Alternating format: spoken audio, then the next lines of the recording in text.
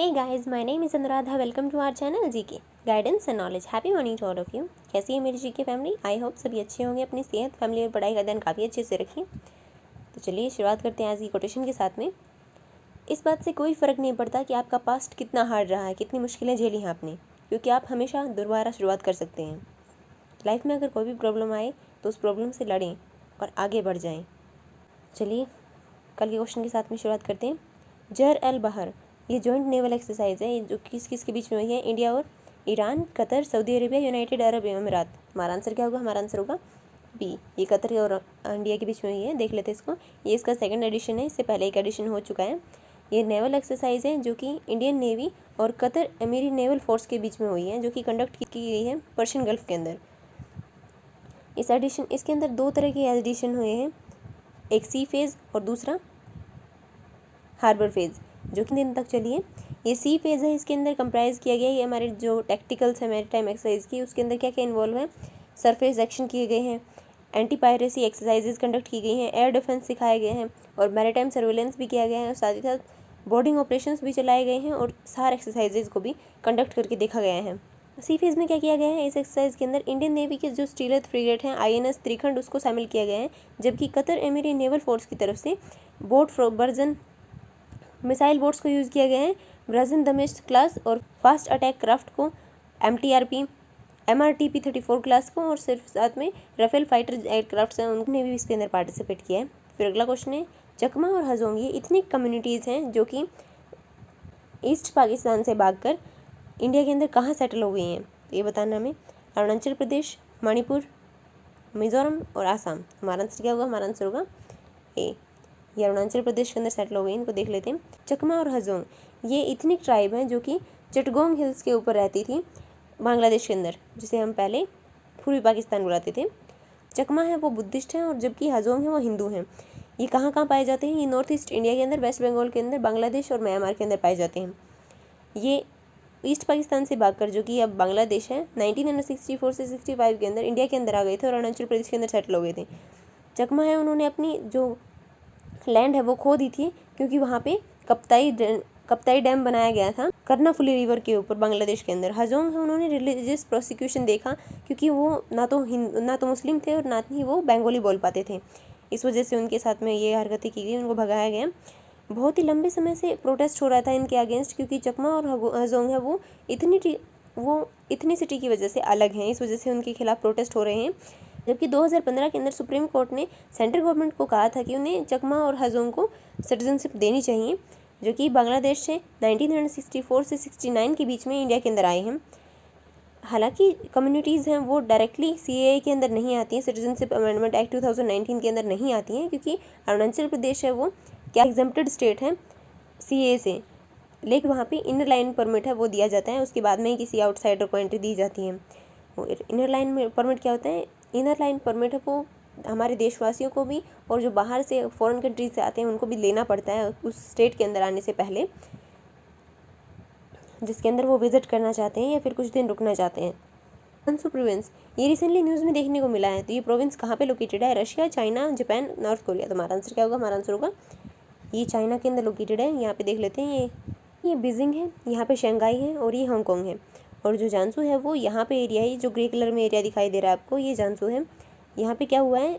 Satellite images बाहर निकल कर आई हैं, जिन्होंने बताया है कि जो चाइना है वो क्या बना रहा है? 3 मिसाइल सिलोज फील्ड बना रहा है यमन जानसू प्रोविंस के अंदर, और दूसरा हामी जिनजियान प्रोविंस के अंदर, और हैंगिंग बर्न जो ओडोस सिटी है मंगोलिया के अंदर, उसके अंदर. इसको देखकर हम बता सकते हैं कि चाइना है वो बना रहा है 120 मिसाइल सिलोज यमन के अंदर और 110 सिलोज हामी के अंदर, और साथ ही साथ हैंगिंग बैनर फील्ड के अंदर 29 बना रहा है.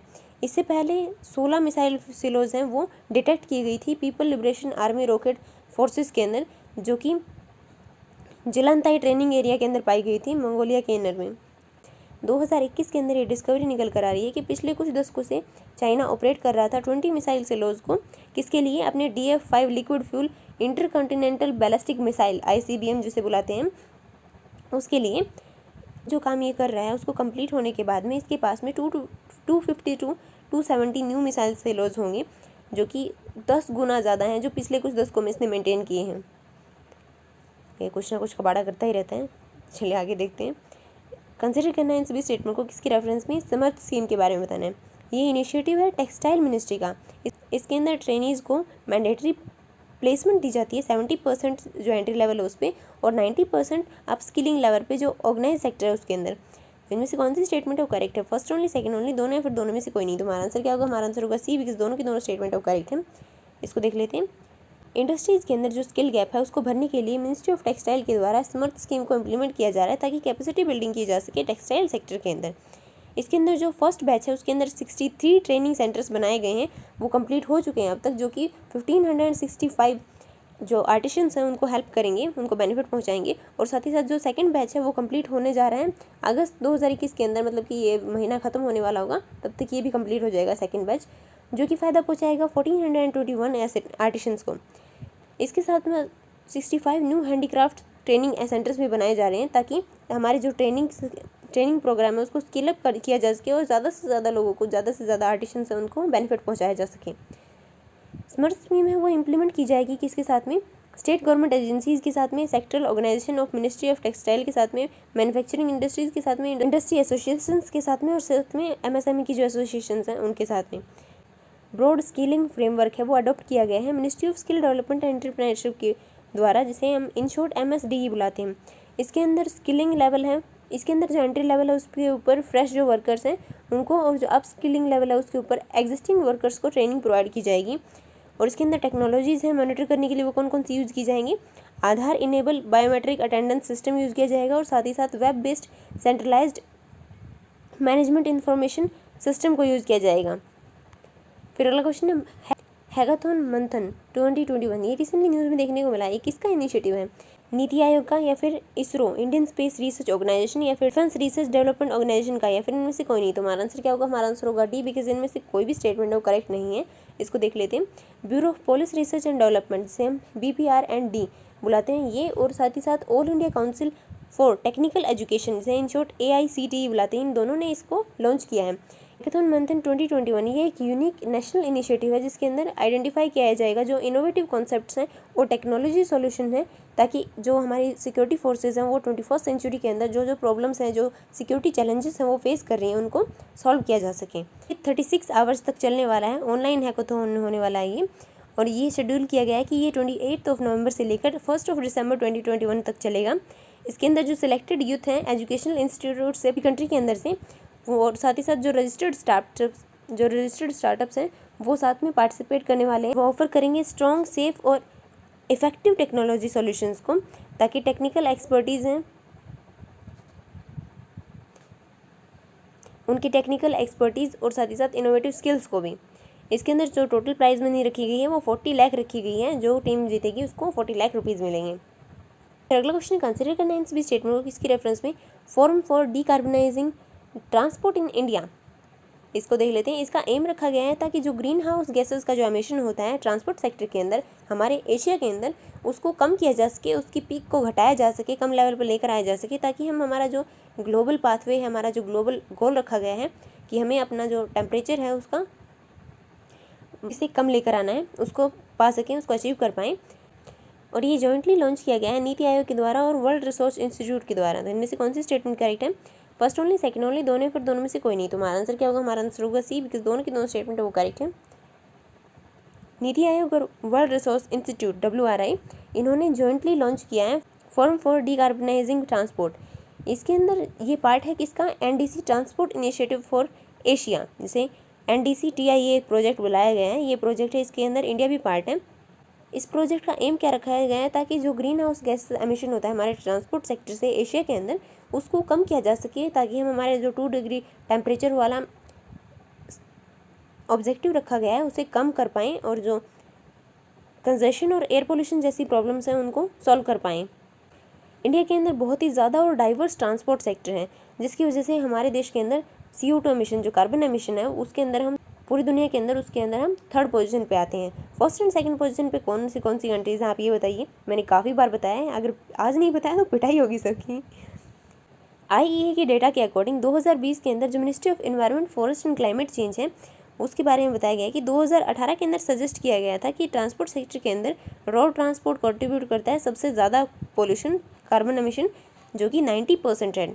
अगर हम सिर्फ हमारे ट्रांसपोर्ट सेक्टर को ही ठीक कर दें तो उसकी वजह से हमारा ज़्यादातर जो हमारा पॉल्यूशन होता है उसको कम कर पाएंगे। तो इसके ऊपर काफ़ी ज़्यादा इनिशिएटिव्स लिए जा रहे हैं और आप खुद की तरफ से भी कुछ कर सकते हैं। आप इलेक्ट्रिक व्हीकल्स हैं उनका यूज़ कर सकते हैं। फिर अगला क्वेश्चन कंसिडर करना है इन सभी स्टेटमेंट को किसके रेफरेंस में, हमें बताना है ईज 4.0 और ये है 2021-22 के लिए।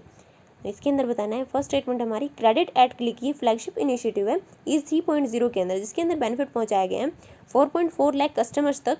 और उनको क्या मिला है, उनको ज़्यादा से ज़्यादा स्पीड से और बहुत ही सिंप्लीफाइड तरीके से वो क्रेडिट को, उधार को एक्सेस कर पाए हैं। पब्लिक सेक्टर बैंक्स के अंदर जो लगभग 75% फाइनेंशियल ट्रांजैक्शन हुई है वो डिजिटल चैनल्स के थ्रू हुई है। तो इनमें से कौन सी स्टेटमेंट करेक्ट है, फर्स्ट ओनली, सेकंड ओनली, दोनों है, फिर दोनों में से कोई नहीं। तो हमारा आंसर क्या होगा, हमारा आंसर होगा ए, क्योंकि फर्स्ट स्टेटमेंट है वो करेक्ट है, सेकंड स्टेटमेंट इनकरेक्ट है बिकॉज ये 75 नहीं 72% है। Union minister of finance and corporate affairs जो निर्मला सीतारमन है वो आज एनुअल करने वाली है इसका 4th addition public sector banks reform agenda, जिसे ईस्ट 4.0 बुलाया जा रहा है। ये 2021-22 के लिए होगा, जिसके अंदर टेक इनेबल, सिंप्लीफाइड और कोलैबोरेटिव बैंकिंग की जाएगी। इसके साथ ही ये एनुअल रिपोर्ट जो public sector banks reform agenda ease 3.0 2022-2021 का है उसको भी एनुअल करेंगी। पिछले 5 सालों से लॉस चल रहा था और उसके अंदर अब हेल्दी प्रॉफिट देखने को मिला है और इसके अंदर टेक्नोलॉजी ड्राइवन रिफॉर्म्स हैं वो लाए गए हैं। ये बैंक हैं वो रिपोर्ट कर रहे हैं कि उनके अंदर प्रॉफिट हुआ है 31,817 करोड़ का फाइनेंशियल ईयर 2021 के लिए, 26,016 करोड़ का हुआ था। वैसे ये डेटा है हमारे लिए इंपॉर्टेंट नहीं है, ये ध्यान में रखिएगा कि ये पिछले साल से ज़्यादा है और अब की बार प्रॉफिट हुआ है, लॉस नहीं हुआ है, जो कि लास्ट 5 ईयर से लॉस में चल रहा था। इसके अंदर total gross non performing assets हैं वो 6 हैं। जो एनपीएज हैं उनके बारे में बात कर रहे हैं, ये वो कितनी हुई है 6.16 लाख करोड़, जो कि मार्च 2021 तक का है, जिसके अंदर रिडक्शन देखने को मिली है। और जो नेक्स्ट एडिशन है ईज रिफॉर्म का, ईज 4.0, उसका एम है ताकि इसको और भी ज़्यादा कस्टमर सेंट्रिक बनाया जा सके और डिजिटल ट्रांसफॉर्मेशन की जा सके और डीपली जो एम्बेड किया जा सके डिजिटल और डेटा पब्लिक सेक्टर बैंक्स के अंदर उनके काम के लिए। फिर अगला क्वेश्चन समृद्ध प्रोग्राम, ये रिसेंटली लॉन्च किया गया है मिनिस्ट्री ऑफ लेबर के द्वारा, ministry of skill development and entrepreneurship के द्वारा, ministry of micro small and medium enterprises के द्वारा, या फिर ministry of electronics and information technology के द्वारा। तो हमारा आंसर क्या होगा, हमारा आंसर होगा डी, ये ministry of electronics and information technology के द्वारा लॉन्च किया गया है। Ministry of electronics and information technology ने समृद्ध प्रोग्राम को लॉन्च किया है, जिसकी फुल फॉर्म क्या है, startup accelerators of MIT for production innovation development and growth. ये प्रोग्राम है, ये लॉन्च किया जा रहा है श्री अश्विन वैष्णव के द्वारा, जो कि यूनियन मिनिस्टर हैं। समृद्ध प्रोग्राम का ऑब्जेक्टिव क्या रखा गया है, ताकि क्रिएट किया जा सके प्लेटफॉर्म, ताकि इंडियन सॉफ्टवेयर प्रोडक्ट्स हैं जो स्टार्टअप्स हैं वो इन्हेंस कर सके अपने प्रोडक्ट्स को और सिक्योर कर पाएँ अपनी इन्वेस्टमेंट को और अपने बिजनेस को आगे बढ़ा सकें। ये प्रोग्राम है, ये इंप्लीमेंट किया जाएगा ministry of electronics and information technology startup hub के द्वारा, जिसे MSH बुलाते हैं, जिसका फोकस है ताकि 300 जो स्टार्टअप्स हैं उनको कस्टमर कनेक्ट प्रोवाइड किया जाएगा, इन्वेस्टर कनेक्ट प्रोवाइड किया जाएगा, इंटरनेशनल इमर्सन किया जाएगा अगले 3 साल के लिए। इसको अंदर इन्वेस्टमेंट है वो 40 लाख तक की जाएगी, प्रोवाइड की जाएगी सिलेक्टेड एक्सेलरेटर्स के द्वारा। फिर अगला क्वेश्चन कंसिडर करना है वर्ल्ड वाटर वीक 2021 के बारे में। इसके बारे में मैंने बताया भी था, ये देखते हूँ मैं कितना याद है। वर्ल्ड वाटर वीक 2021 ये पूरी तरह से ऑनलाइन हुआ है और ये 23 अगस्त से 27 अगस्त तक चला है और इसकी थीम रखी गई बिल्डिंग रेजिलियंस फास्टर, जो कि ऑर्गेनाइज किया गया है स्टॉकहोम इंटरनेशनल वाटर इंस्टीट्यूट के द्वारा। इनमें से कौन सी स्टेटमेंट करेक्ट है, फर्स्ट ओनली, सेकंड ओनली, दोनों है, फिर दोनों में से कोई नहीं। तो हमारा आंसर क्या होगा, हमारा आंसर होगा सी, बिकॉज दोनों के दोनों स्टेटमेंट करेक्ट हैं। अगर आपने ध्यान से सुना होगा तो आपने को अच्छे से याद होगा कि मैंने ये पूरी तरह से कंप्लीट करवा दिया था आपको। वर्ल्ड वाटर वीक ये एक लीडिंग एनुअल इवेंट है, मतलब कि हर साल होता है ग्लोबल वाटर इशूज से रिलेटेड, जो कि ऑर्गेनाइज किया जाता है स्टॉकहोम इंटरनेशनल वाटर इंस्टीट्यूट के द्वारा। ये 1991 के अंदर इस्टेब्लिश हुई थी और तभी से ये कंडक्ट करवा रही है।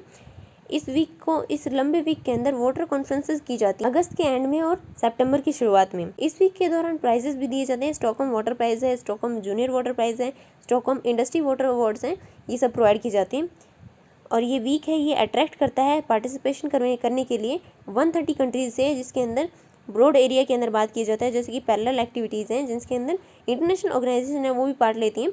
और कौन कौन से टॉपिक्स हैं कौन जिससे रिलेटेड, जैसे कि वाटर से रिलेटेड टॉपिक्स हैं उनके ऊपर बात की जाती है, जो कि कहाँ से कहाँ तक रेंज करते हैं, फूड सिक्योरिटी से लेकर हमारी जो एग्रीकल्चर की हेल्थ है उस तक बात करते हैं। और जो वाटर की वो सेव करने के लिए जो टेक्नोलॉजी यूज़ की जाती है उसको, बायोडाइवर्सिटी को कैसे बचा सकते हैं, और क्लाइमेट क्राइसिस है उससे कैसे उभर कर निकल सकते हैं हम, उसके ऊपर बात की जाती है। स्टॉकहोम इंटरनेशनल इंस्टीट्यूट, जिसे हम इन शॉर्ट CV बुलाते हैं, ये एक स्टॉकहोम बेस्ड पॉलिसी इंस्टीट्यूट है जो कि जनरेट किया गया है ताकि नॉलेज प्रोवाइड की जा सके और गाइड किया जा सके डिसीजन मेकिंग करने के लिए, ताकि वाटर वाइज डिसीजन हैं उनको कैसे लिया जाए। फिर अगला क्वेश्चन, कंसिडर करना है इन सभी स्टेटमेंट को इसकी रिगार्डिंग नेशनल मोनेटाइजेशन पाइपलाइन, इसके बारे में बताना है। इसके अंदर जो असेट्स हैं सेंट्रल और स्टेट गवर्नमेंट की, पब्लिक सेक्टर जो अंडरटेकिंग्स हैं उनको डाइवर्स्टेड किया जाता है। इसके अंदर जो असेट मोनेटाइजेशन किया जाता है ग्रीनफील्ड प्रोजेक्ट से रिलेटेड। इनमें से कौन सी स्टेटमेंट करेक्ट है? फर्स्ट ओनली, सेकंड ओनली, दोनों या फिर दोनों में से कोई नहीं। हमारा आंसर क्या होगा? हमारा आंसर होगा डी, बिकॉज दोनों की दोनों स्टेटमेंट है वो इनकरेक्ट है।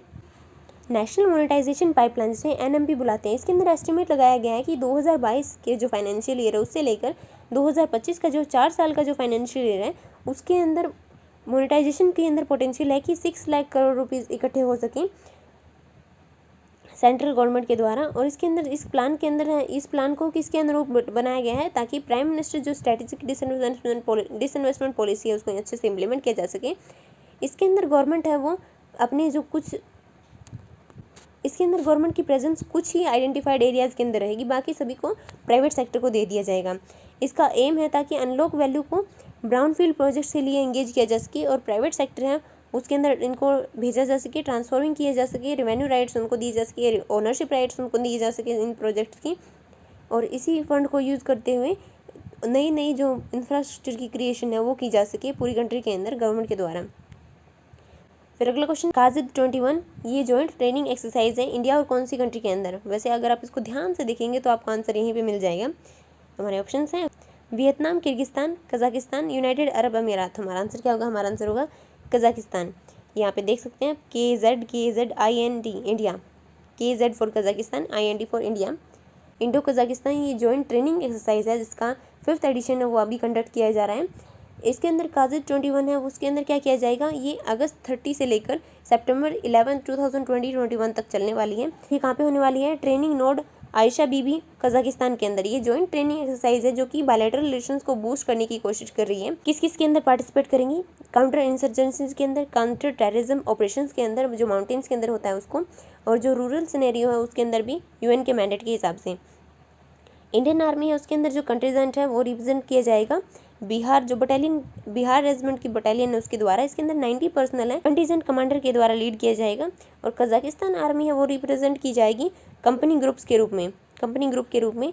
और इसके अंदर स्कोप है कि जॉइंट एक्सरसाइज है वो इंक्लूड करेगी प्रोफेशनल एक्सचेंज किए जाएंगे। इसके अंदर प्लानिंग और एग्जीक्यूशन किया जाएगा ऑपरेशंस का, जो कि काउंटर टेररिज्म इन्वायरमेंट के अंदर की जा सकते हैं सब यूनिट लेवल के ऊपर। और साथ ही साथ एक्सपर्टाइज हैं और स्किल हैं आर्मीज़ की, वो एक दूसरे के साथ में शेयर की जाएंगी। कॉम्बैट शूटिंग की जाएगी और एक्सरसाइज है वो काउंटर इंसर्जेंसी और काउंटर टेररिज्म ऑपरेशंस भी की जाएंगे। फिर ये क्वेश्चन, इसका आंसर आपको देना है। सुजलाम कैंपेन ये रिसेंटली न्यूज़ में देखने को मिला है, तो ये किसके द्वारा लॉन्च किया गया है? मिनिस्ट्री ऑफ जल शक्ति, ministry of culture, ministry of tourism, ministry of home affairs. वैसे पिक्चर देखकर और आपका आंसर आ जाना चाहिए इसका। आप इसकी PDF टेलीग्राम चैनल से ले सकते हैं। So this it for today, thank you for listening, don't forget to like and subscribe, also provide your suggestions to improve. जय हिंद, जय भारत।